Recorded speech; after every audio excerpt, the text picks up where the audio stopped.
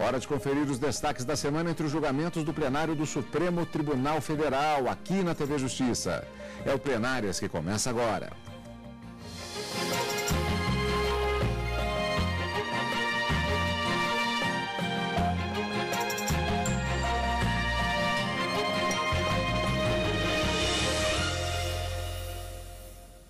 Hoje com os destaques das sessões dos dias 25 e 26 de março de 2015, respectivamente quarta e quinta-feira. Karina, havia uma perspectiva com relação a propostas de súmulas vinculantes, não foram debatidas ainda esta semana. A perspectiva é que os temas sejam retomados nas semanas posteriores, mas, de qualquer maneira, muita coisa, ou como você disse, foi uma semana bastante produtiva, inclusive com temas importantes, precatórios, FGTS, a questão do serviço de policiais chamados de voluntários no estado de Goiás, muita coisa para a gente conversar hoje, né? 4 grandes temas foram debatidos no plenário na quarta e na quinta-feira. Na quarta-feira, nós tivemos a conclusão da modulação dos efeitos da decisão que julgou inconstitucional parte da emenda constitucional 62 de 2009, que era a emenda que instituiu um novo regime de pagamento dos precatórios. Um julgamento que começou em 2013 e que agora, nesta semana, definitivamente houve uma resolução em razão dos votos proferidos pelos ministros em relação à modulação dos efeitos. A partir de que momento, então, a inconstitucionalidade dos pontos que o Supremo declarou como violadores da Constituição Federal passariam a valer definitivamente, é o que nós vamos trabalhar nesse programa. Na quarta-feira ainda, os ministros retomaram o julgamento de uma ação direta de inconstitucionalidade que trata das áreas remanescentes daquelas pessoas que se declaram descendentes dos quilombos, não é? Remanescentes das comunidades quilombolas. O voto proferido pela ministra Rosa Weber era um voto vista, já que o ministro aposentado César Peluso era o relator e já havia proferido o seu voto, mas o julgamento não continuou, foi interrompido em razão de um pedido de vista do ministro Dias Toffoli. Um tema também de suma importância que contava, inclusive, né, Carlos? Nós acompanhamos ao direto do plenário durante a semana várias pessoas interessadas no deslinde dessa ação direta de inconstitucionalidade estavam presentes no plenário do Supremo Tribunal Federal, mas ainda não conseguiram alcançar definitivamente o resultado por conta dessa suspensão do julgamento em razão do pedido de vista do ministro Dias Toffoli. E na quinta-feira, 2 temas também bastante interessantes. Uma confirmação da jurisprudência do Supremo em relação ao pagamento do FGTS, quando contratos celebrados com a administração pública são declarados nulos em razão da ausência de concurso público. Os ministros confirmaram o entendimento já anterior, no sentido de que é devido sim, é um direito do trabalhador que já teve descontado aquele valor do seu pagamento, né, que ele faça o levantamento, o saque do FGTS, embora o contrato com a administração seja declarado nulo. Foi apenas uma confirmação da jurisprudência. E um tema também polêmico e que acabou sendo julgada inconstitucional, uma lei do estado de Goiás que acabava, de uma certa forma, colocando um fim na possibilidade da contratação de pessoas voluntárias para o exercício de atividades próprias da Polícia Militar e Corpo de Bombeiros Militares naquele estado. Esse é um destaque da quinta-feira. Esse da quinta-feira. Esse julgamento também, veja, embora tenha havido uma declaração de inconstitucionalidade, não houve um resultado final, porque em relação à modulação de efeitos, não foi atingido o quórum mínimo de 8 ministros favoráveis à modulação para que isso acontecesse. Como o ministro Ricardo Lewandowski, presidente da Casa, estava em viagem oficial, os ministros, portanto, preferiram suspender o julgamento para tomar o voto do ministro, que pode ser decisivo nesse cômputo geral de 8 votos para se proceder à modulação dos efeitos. Mas que a lei do estado de Goiás já foi declarada inconstitucional, esse quórum já foi alcançado. Pois é, e vamos rever, portanto, os principais momentos em relação a estes grandes temas que foram julgados nas sessões desta semana, começando com a sessão plenária da quarta-feira, portanto, dia 25 de março de 2015. O Supremo Tribunal Federal julgou a ação do Partido Democratas contra procedimento que regulamenta terras ocupadas por comunidades quilombolas, como já adiantou a Karina, e ainda retomou o julgamento de ações que tratam da modulação de efeitos de uma decisão sobre o regime especial de pagamento de precatórios. A sessão foi aberta com a votação da modulação dos efeitos de decisão do Supremo Tribunal Federal sobre precatórios. Em sessão do dia 14 de março de 2013, o STF reconheceu a inconstitucionalidade parcial da Emenda Constitucional 62 de 2009. O relator, ministro Luiz Fux, já havia votado no sentido da prorrogação do regime por mais 5 anos. Os ministros retomaram essa discussão. Estivemos tentando tabular as diferentes posições e eu gostaria de sintetizá-las e ver em que medida seja possível um consenso. Em seguida, devolvo a palavra ao eminente relator. Já votamos o ministro Fux, relator, eu, o ministro Theori e o ministro Toffoli. E nós estamos tentando produzir uma síntese das posições manifestadas até aqui. E, presidente, eu espero ser capaz de expressá-la e depois incorporar uma ideia que veio do ministro Gilmar Mendes sobre uma eventual delegação ao CNJ. Portanto, a combinação, presidente, é a seguinte: o ministro Luiz Fux propôs a modulação, dando uma sobrevida ao regime especial de pagamento dos precatórios por 5 anos. E convenhamos todos que, por ser uma questão orçamentária, convenhamos todos não, essa é a ideia, ainda não votamos, que sejam 5 exercícios, não propriamente 5 anos, é uma questão terminológica, mas pode fazer diferença. Segundo lugar, o ministro Toffoli, no seu voto vista, propunha que a eficácia ex nunc dada à declaração de inconstitucionalidade fosse utilizado como marco temporal a decisão da questão de ordem e não a decisão na ação direta de inconstitucionalidade. Em uma das propostas, o relator sugere que o CNJ faça um levantamento da situação do pagamento de precatórios pelo país e faça propostas para que o STF trate do tema. A maioria dos ministros acompanhou a decisão do relator. Ficou vencido apenas o ministro Marco Aurélio. O ministro Marco Aurélio fica vencido na modulação, porque não modulava, e a ministra Rosa Weber fica vencida em menor extensão, porquanto modulava apenas para que a eficácia se dê a partir do julgamento público.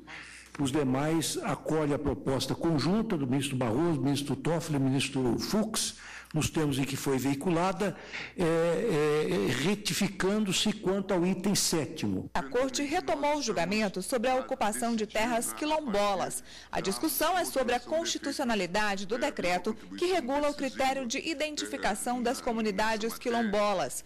O questionamento foi feito pelo Partido Democratas, que alega que o decreto invade competência reservada à lei. Em seu voto vista, a ministra Rosa Weber julgou improcedente o pedido, considerando válido o decreto. Entendo que o artigo 68 do ADCT inegavelmente assegura um direito específico e fundado diretamente no texto constitucional. Rememoro o seu teor. Aos remanescentes das comunidades dos quilombos que estejam ocupando suas terras é reconhecida a propriedade definitiva, devendo o Estado emitir-lhes os títulos respectivos. Decomposto analiticamente este texto, extraio 2 categorias de enunciados constitucionais. Primeiro, uma disposição substancial, assegurando um direito fundamental, um direito de propriedade qualificado. Ou seja, aos remanescentes das comunidades dos quilombos que estejam ocupando suas terras, é reconhecida a propriedade definitiva. É um direito fundamental, um direito de propriedade qualificado. Segundo, uma ordem ao Estado para que pratique determinado ato necessário ao direito fundamental assentado, ou seja, a expedição dos títulos respectivos. Quanto ao primeiro enunciado, aos remanescentes das comunidades dos quilombos que estejam ocupando suas terras, é reconhecida a propriedade definitiva, a norma não prevê direito potencialmente exercível em momento futuro incerto, dependente de lei, a meu juízo. O direito fundamental subjetivo está consagrado no próprio preceito constitucional transitório. O sentido extraído da norma constitucional, porque de eficácia plena, é inverso ao que se extrai da leitura de uma norma de eficácia limitada. A norma constitucional definidora de direito fundamental não assenta incumbência ao legislador.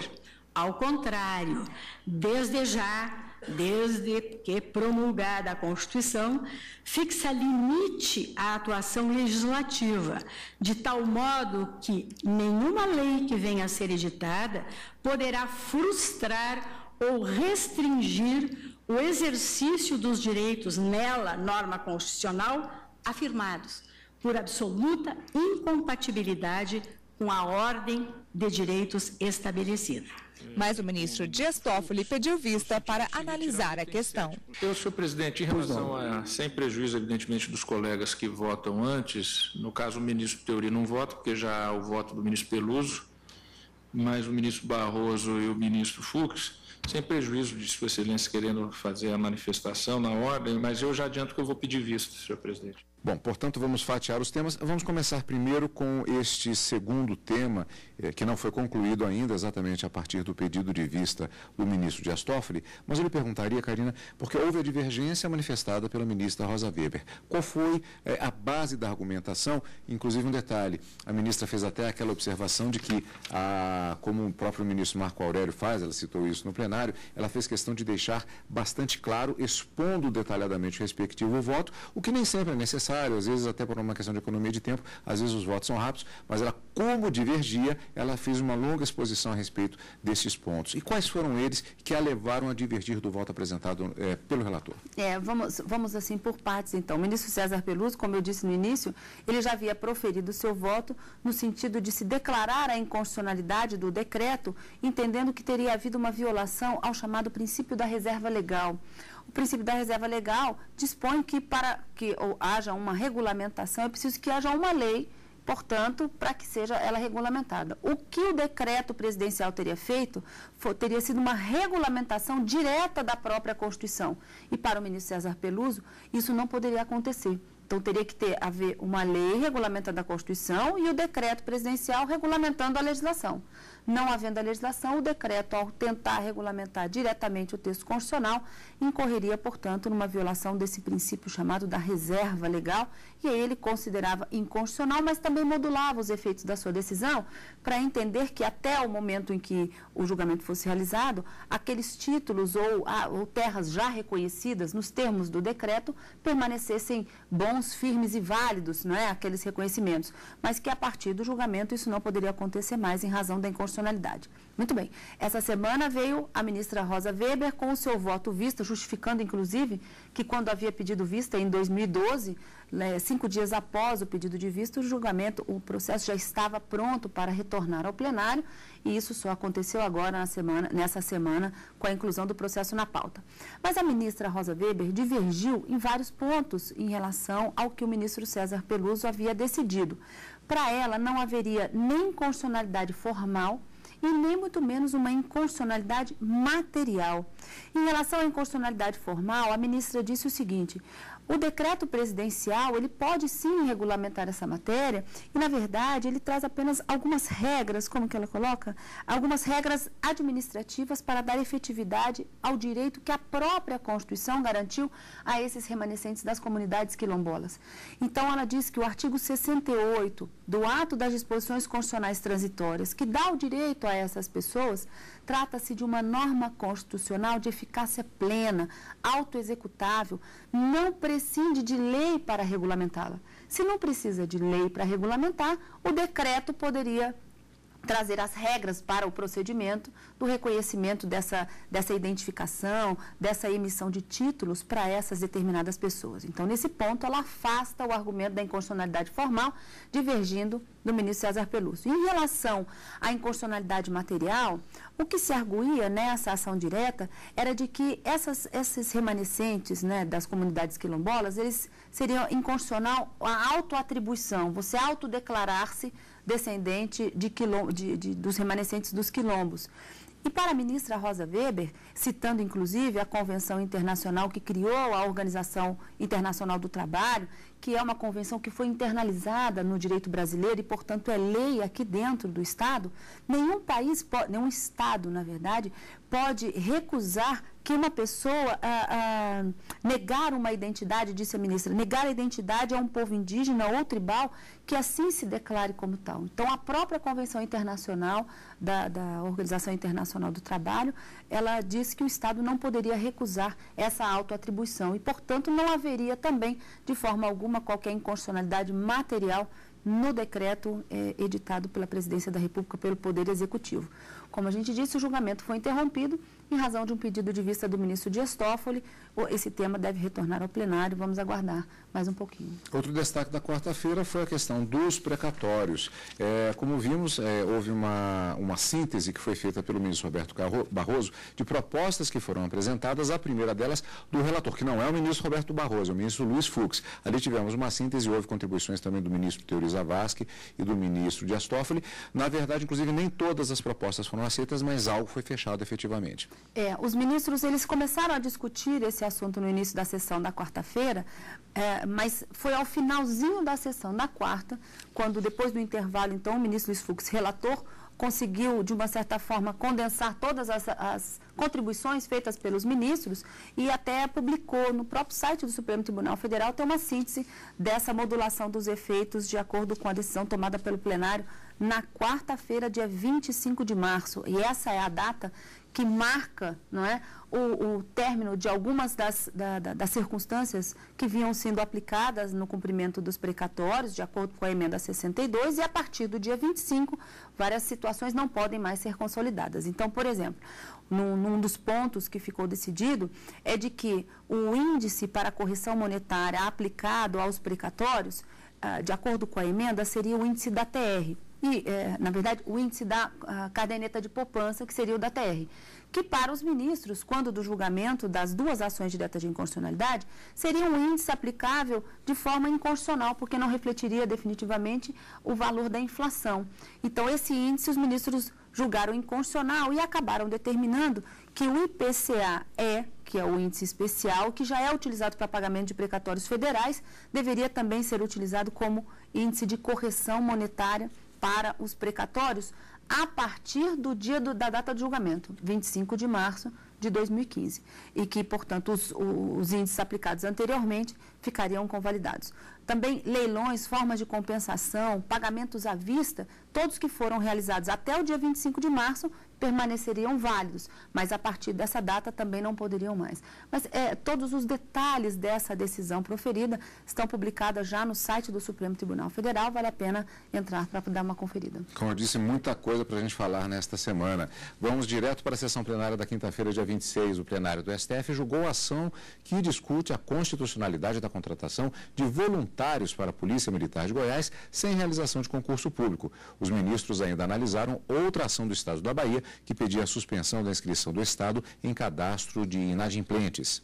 O autor da ação alega que a inscrição no Cadastro Único de Convênios, CALC, impossibilita que o Estado faça alguns convênios com a União e obtenha repasses internacionais. Pedia a suspensão da inscrição, alegando que não foi garantido o direito ao contraditório e ampla defesa. O relator, ministro Marco Aurélio, concedeu o pedido em parte, declarando que a União não pode impor obstáculos em qualquer acordo que a Bahia faça com o convênio CIAF. A leitura dessas comunicações revela que a restrição foi lançada sem que o autor, o Estado da Bahia, tivesse pleno conhecimento dos elementos necessários à apresentação de defesa.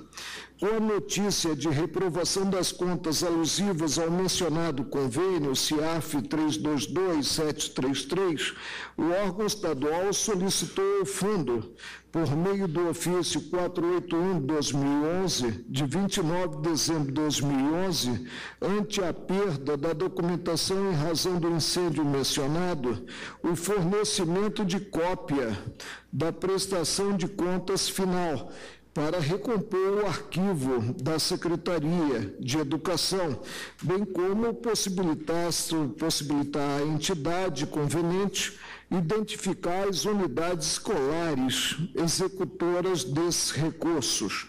O ente federal, em resposta veiculada no ofício 29/2012, de 30 de janeiro de 2012, informou o encaminhamento dos documentos e alertou para a configuração da situação de inadimplência a partir de 4 de fevereiro de 2012, caso não ajustadas as contas.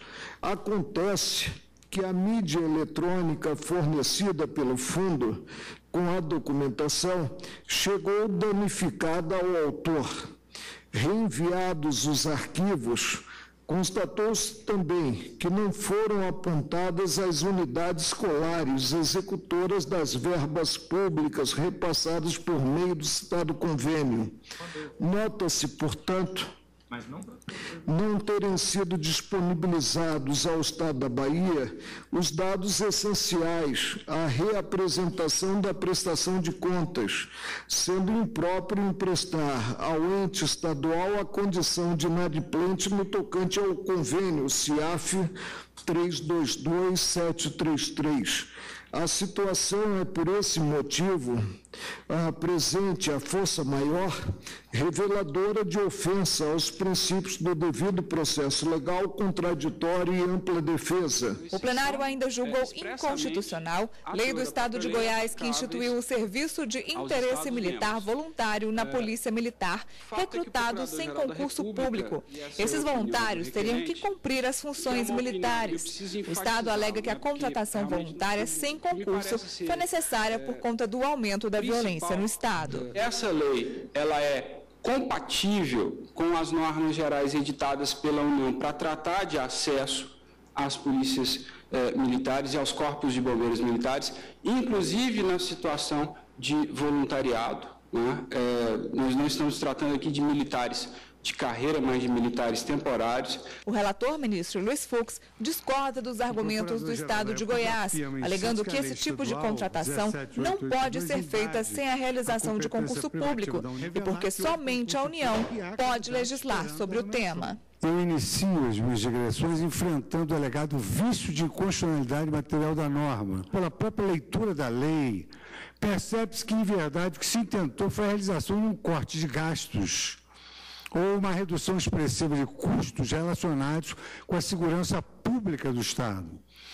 Ao possibilitar que voluntários tenham funções de policiamento repressivo e preventivo, além de terem direito a usar os uniformes, insígnias e emblemas utilizados pela Polícia Militar ou pelo Corpo de Bombeiros do Estado de Goiás, com a designação SV, artigo 19, recebendo inclusive subsídio, artigos 14 e 15, a lei objetivou criar policiais temporários, disfarçados sob a classificação de policiais voluntários, para a execução de atividades militares em detrimento à exigência constitucional do concurso público. Os ministros ainda observaram que o último concurso público aberto para a Polícia Militar foi impugnado, mas iniciaram um debate para determinar o prazo de 8 meses para que o Estado contrate policiais concursados. A modulação foi suspensa para aguardar o voto do presidente Ricardo Lewandowski, que está em viagem oficial.